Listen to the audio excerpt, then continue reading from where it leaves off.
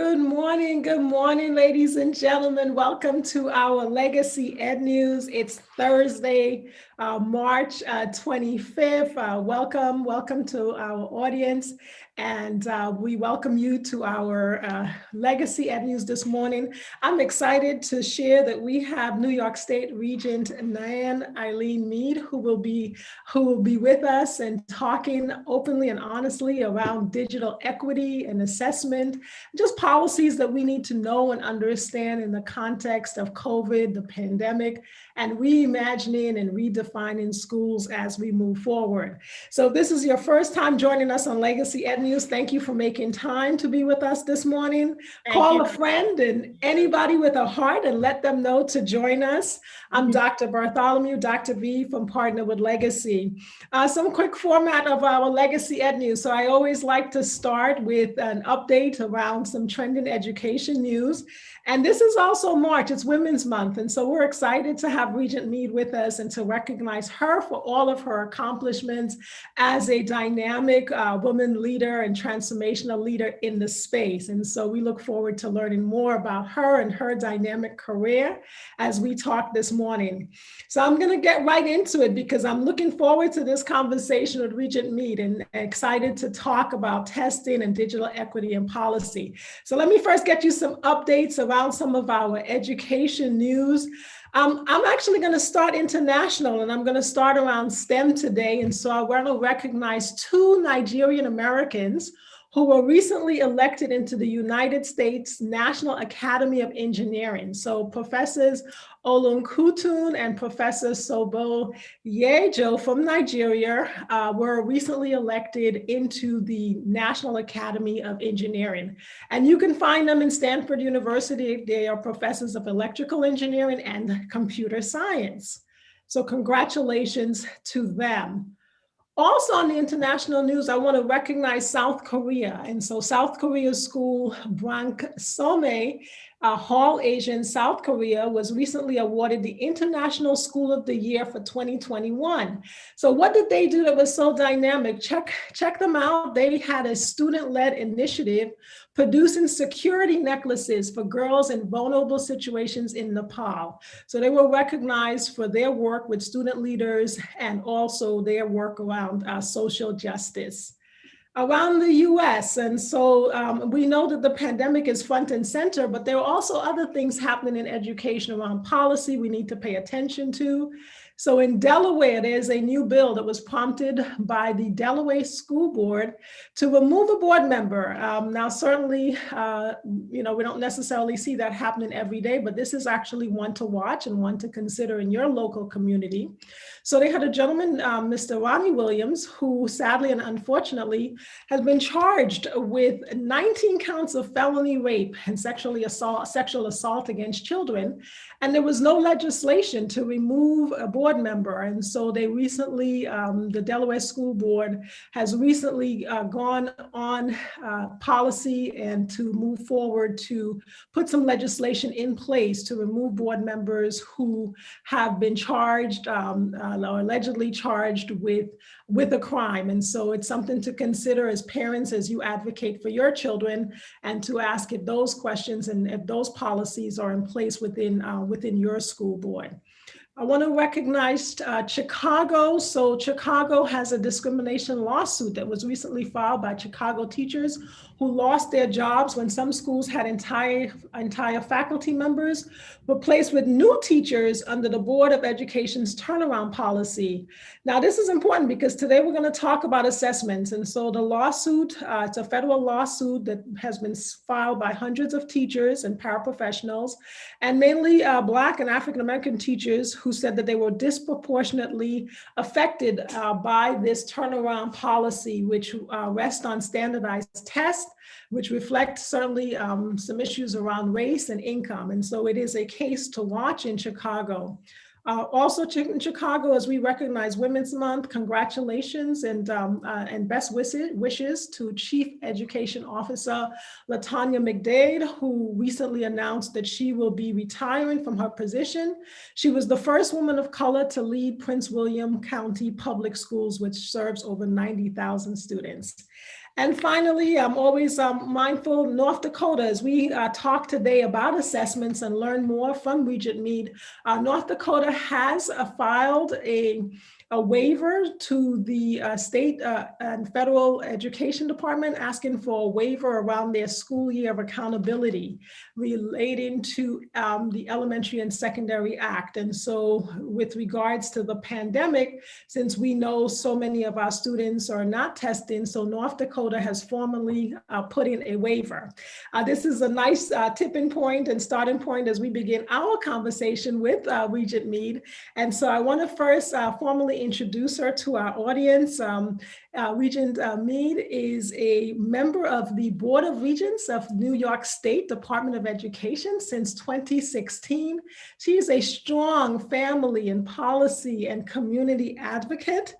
She currently serves as the research lead for Sustainable Progress and Equality Collective, an organization really committed to creating spaces around STEM and STREAM for our most vulnerable communities. And so we are honored to celebrate Regent Meade today and to have her as part of our discussion for Legacy Ed News. And so make sure you subscribe to the channel, and call a friend right now. This is an important discussion around digital equity, assessments, and really figuring out how do we advocate for, we're talking particularly today around our middle school and our high school learners. So Regent Meade, welcome, and thank you so much for joining us. Thank you, Dr. Bartholomew. I'm so thrilled to be here today. I guess I want to start in terms of this question around, we know that the social and emotional needs of our students vary. And we've all been hard hit by the pandemic and certainly having to lead in a crisis. But I want to think about, based on your position at a policy level, at a state level, and having to listen and having a really broad view of what's happening at a state level. And I know you also connect also at a federal level. I want to talk a minute about how the pandemic has affected our middle school learners and our high school learners. What are you hearing, and what is it that you have learned from this year? Sure. So I think there are two main issues as we look to reopen schools. The first is that, the world of work, right, has been pushed into the virtual landscape during the pandemic. And that's not really going to change, even though we're trending towards reopening. Politico reported not long ago that 4 in 10 companies are not able to fill positions in tech-related jobs. And there are other industry reports circulating currently that talk about the fact that as many as 8 in 10 American jobs will require at least some digital literacy skills. So we look at those realities against the fact that we're faced with really a digital equity crisis, particularly in New York State.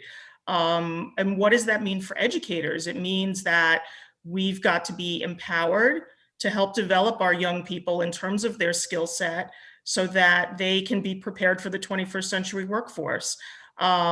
You may recall we recently hosted a series of digital equity forums, the two of 3, actually. We have another one coming up in June. And in preparation for that, we conducted a digital equity survey that went out to the field. We did receive more than 99% responses from the field, which was a great return. And the number of students across the state who lack access to technology is 8%, or 216,000 students across the state who lack access. But what also surprised us was the number of teachers who lack access to a device. And so what the survey laid bare was that there are also over 8,000 teachers across the state of New York who do not have either access to a device or a reliable internet connection. So I think we have to be thoughtful about how best to move forward. These are issues of affordability. There's also supply chain issues.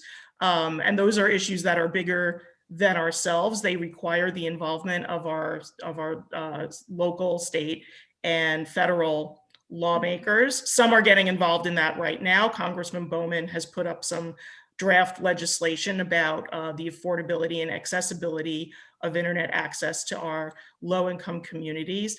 But all of that also needs to be taken in tandem with the fact that our young people, in terms of mental health, are experiencing some challenges. And whereas the loneliness of the pandemic, really was impactful on young people, returning to school is also impactful because it's another adjustment. If you look at students who are transitioning from elementary school to middle school and from middle school to high school, there are students who haven't maybe even been in their school yet. That's right. Freshmen in high school. And so I think we have to be mindful how delicate these years are anyway. Yes. And we've seen, unfortunately, we have seen, a rash of suicides, not only in New York City, but also in Clark County in Nevada. And we have to really take a look at that and be aware that our young people are still really vulnerable. It's COVID plus all of that come with being an adolescent. And, my advice to school, classroom teachers and school leaders is, get to know your students as they're coming back.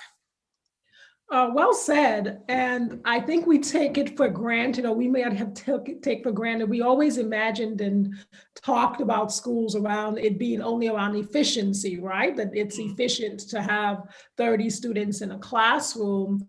And we may not have truly understood the value of groups and the values of being with your peers and having those relationships. I mean, certainly we might read it in research for those of us, who see that, but I think we were not truly taking it to heart, the value of those relationships that students have with their peers, the relationships that they have with their teachers and with their educators. And also just the importance of student engagement. And so for so many of our students who are some have just opted out, they choose to turn off the camera, they're letting us know, even though we may not like the action, they're letting us know that they need something different and that we need to, as we move forward, go back and work to build those relationships with them in a meaningful way. And yes, you're so right that I think when we're just saying it's the new normal, our children are hurting. We're adults and we're experiencing loss. And so they hear it, they're experiencing it themselves. And so we need to absolutely, I love that phrase you said, be delicate, and just remember to be delicate with them when they return. Do you get a sense in terms of for high schoolers, if you're a high school student who was, supposed to graduate, during this pandemic, in what ways do you think that they've been affected by COVID? Well, I think, the students who graduated last year, many of them missed out on, kind of the revelry of graduating, right? Because so many districts were not able to hold graduation ceremonies. Some were, and some families were able to be creative and do things, on a much smaller scale. And even some districts were able to create some workarounds, but it wasn't really the same. And so this idea of kind of closure and reaching a milestone, that's impacted young people. And keep in mind, many of them went off to college, but then found themselves in a remote situation once they got there. So in some respects, that's yet another sort of tranche of transition that students have experienced, where they really haven't been able to experience campus life, right? As young people kind of being out in the world for the first time. So that's, I think, troubling. And I think, this year's graduating class obviously have many of the same concerns, maybe less so because we'll be slowly opening, maybe we'll be in a place where, folks can celebrate somewhat normally. But I think all of those concerns are still there. These are rites of passage. Yeah, and I know a lot of our schools were very champion with it. I had one school in Brooklyn and they had individual graduation days. And so the kids came in, they walked through the auditorium, they took their picture. And so we imagined that, we're hoping that the numbers do not rise. And we know that there are new strains and variants. And so we are hopeful and that we get to have those rites of passage. And I think that's such an important mindset to say that it is a rite of passage and that you're moving from one stage, to another. I want to go back, Regent Mead, to this question of digital equity, because I Sure. don't think that necessarily our audience fully understands that. They certainly hear equity and they think, and we might, consider creating access and opportunity around, things by way of curriculum. But this piece around digital equity and the absence of resources in the community. So if you can maybe just help us clarify a little bit, what is it? What is it that we need to Sure. understand that is digital equity? Sure. I mean, so from my perspective, the digital equity comes in sort of three components, right? There's access to the physical device. There's the digital literacy that one has to develop in order to be able to effectively use that device.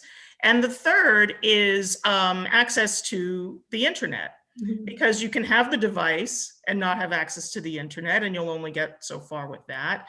You can have the device and not have access to the instruction, the quality instruction required to operate the device, to conduct online research, to be able to search the internet in a safe way, right?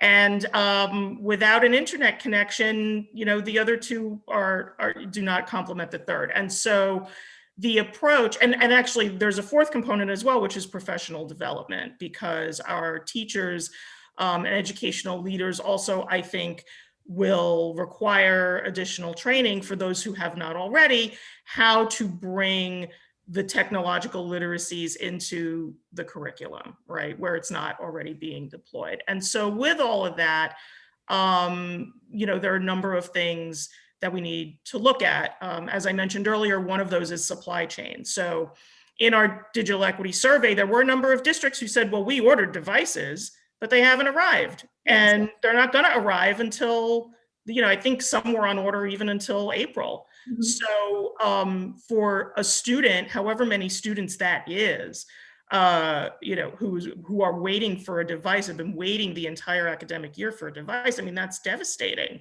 as far as what they've been able to access. One challenge, particular in some of our urban districts, particularly in New York City, is the large number of students living in temporary housing.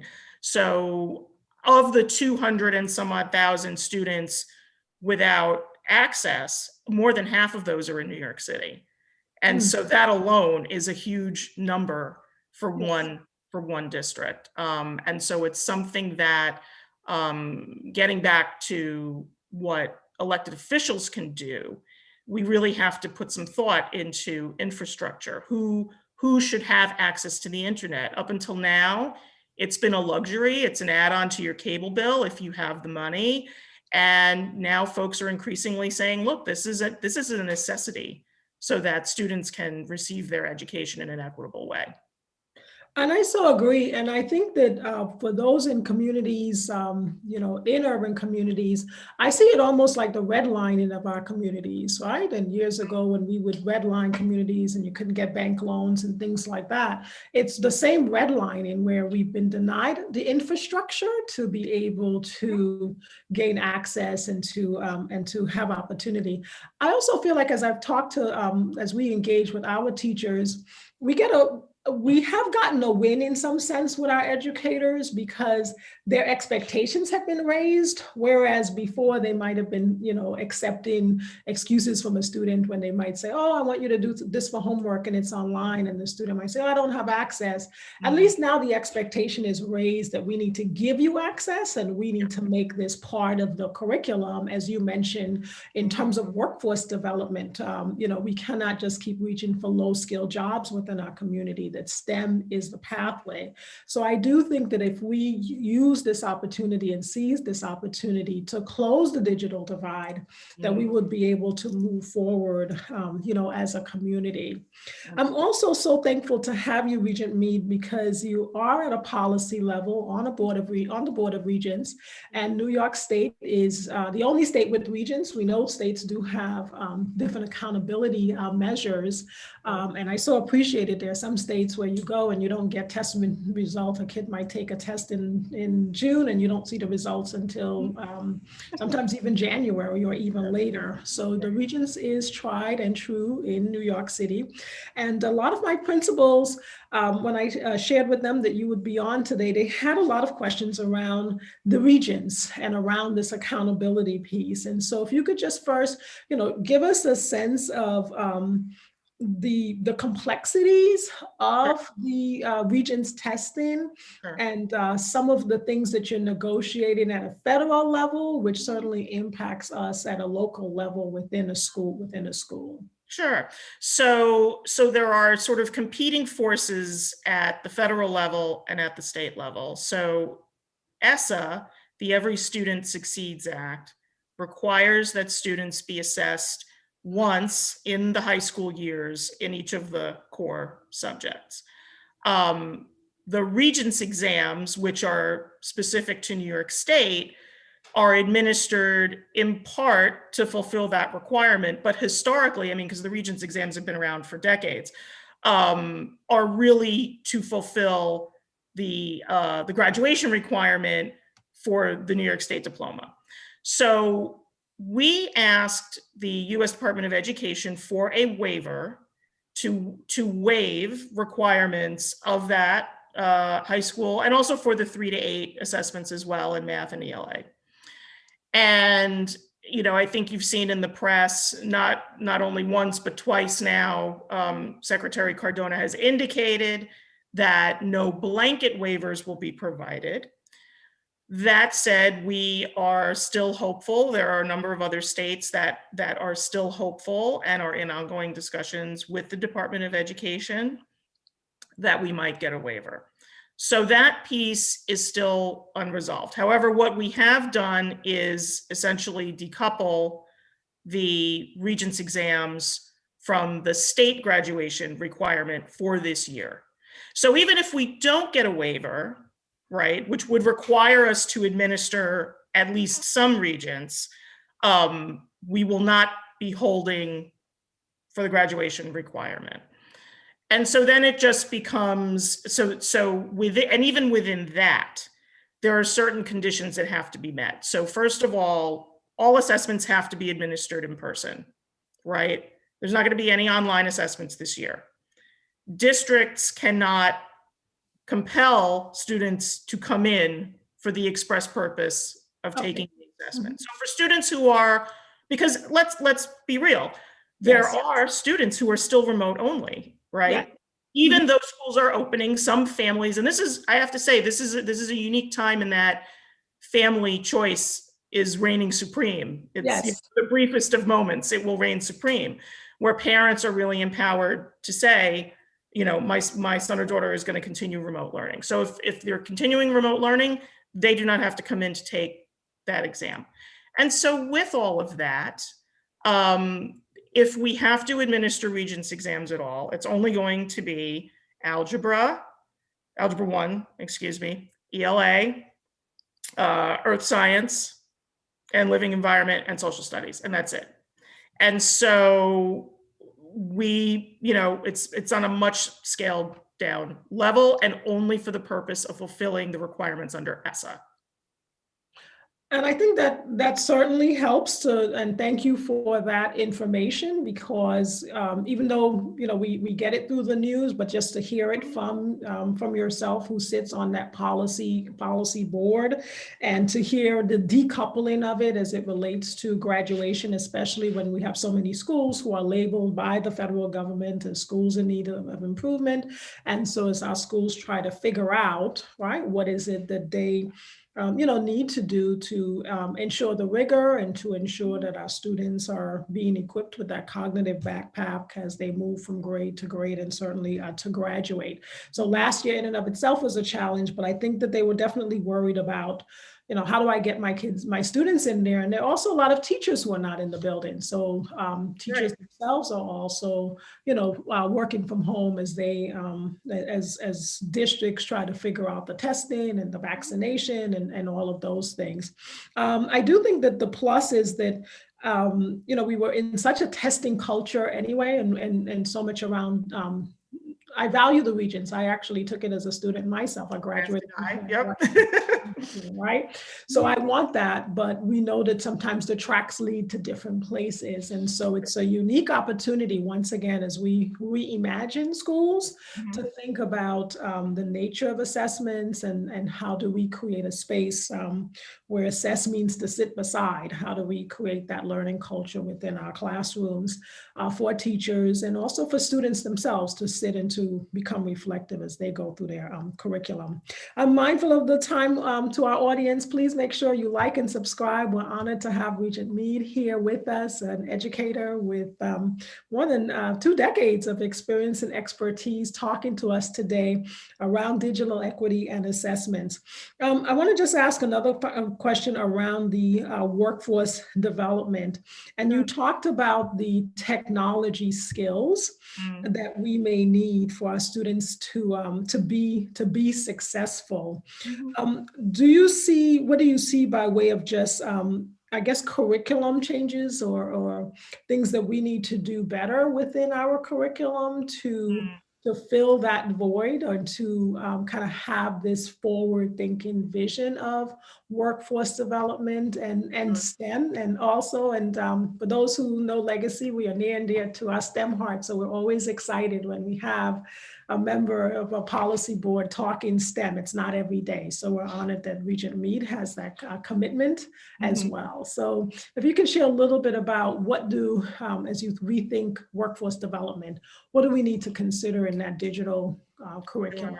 So it's interesting. I mean, the digital equity forums were actually hosted by the Office of the State Librarian.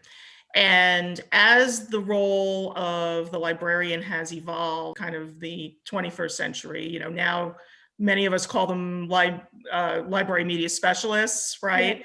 Yeah. And depending on how their role is crafted within a school, they can be very useful in integrating those digital literacies across the curriculum, working with core content teachers. I think, however, with budget troubles, not all districts have been able to secure those resources, those staffing resources. And I think what the pandemic has laid bare is perhaps it's time to reconsider the importance of the school librarian in a 21st century, kind of construct. And then again, and so it all comes back to technology and being able to deploy it in a sensible way and integrating that knowledge across core subjects. And so well said, because I do think that certainly in New York City and other places where they have so many campus models, the librarian is often the first, as you mentioned, the first to go, or one librarian is being shared between, several schools.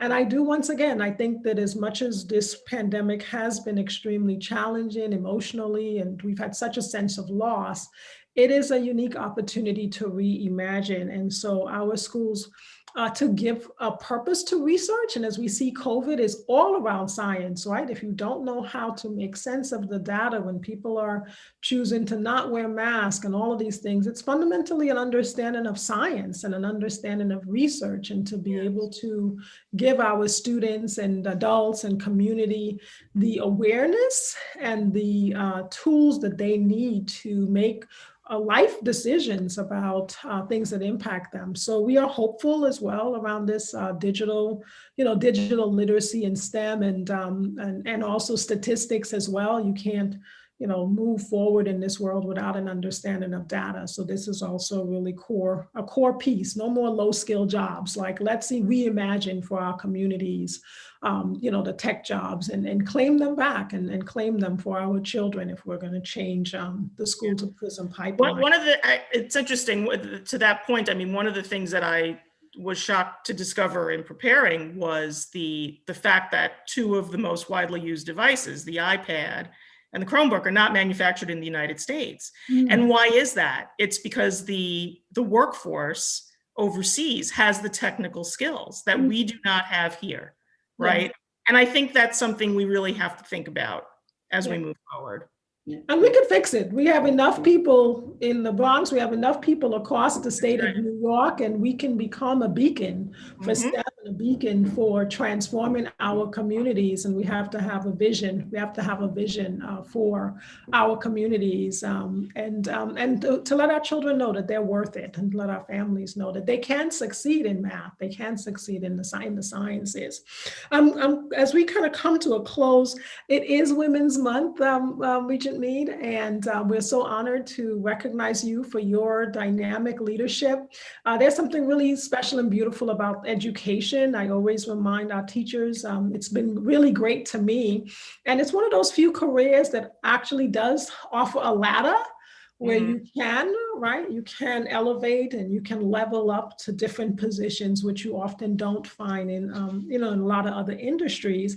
And so I was wondering, as we close, if you would offer a piece of advice for our future and current women leaders, and for our educators who are certainly champions every day for all youth, but as they think about the needs of our young girls and our young women, what advice might you offer as you reflect on your professional journey and your advocacy as well for parents and for community? Sure. The best advice I can give is, take your time and don't feel like you have to do everything all at once. And I say that because life goes curveballs, right? As we've seen this past year. And sometimes we have to reassess priorities. We have to move things around, but never give up on sight of the goal, right? Keep that in mind. But just because, so I'll use myself as an example. I'm working on my second master's degree right now, and I had to pare that back a little bit in terms of the course load because of COVID, and it's okay. It's okay. I'm not going to graduate this year. It's going to be next year, but that's okay.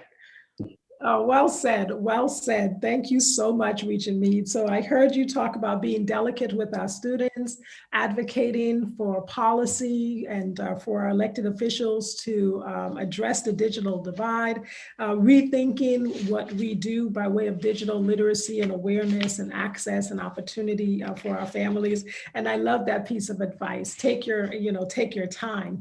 Can you let our audience know where we can connect with SPEC? Sustainable Progress and Equality Collective. And also you mentioned that there's another digital equity survey coming around in June. And so if we wanted to find you, where would we find you? Okay. Sure. So I just put in there the SPEC Collective website. And I'm also putting in my Regent Mead at NYSED.gov email address. So you can find SPEC Collective, ladies and gentlemen, at SPEC, S-P-E-C, collective.org. And you can find Regent Mead at regent.mead@nysed.gov. And please also go on to the nysed.gov website, and you would be able to learn more about the upcoming digital equity survey that you mentioned. It's in June. Summit, yeah, in June we'll have another one. Yes, absolutely. And so typically we've had speakers come on early, usually experts in the area.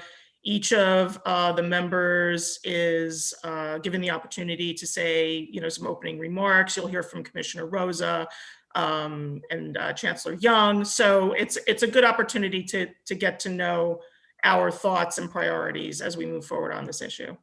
Okay, thank you so much. Thank you, Regent Mead. Thank you for joining us for our Legacy Ed News. We're so honored to have you and to benefit from your expertise at a policy level, at a state level.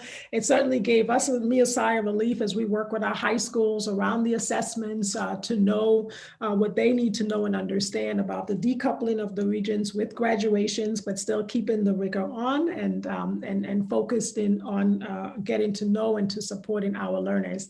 For our audience, thank you so much. This is Dr. B. Thank you for joining us this morning for our Legacy Ed News. We look forward to seeing you. Please join us next Thursday. We have Ms. Tracy Hack, who will be addressing social, emotional wellness and mindfulness for children and for families during the pandemic.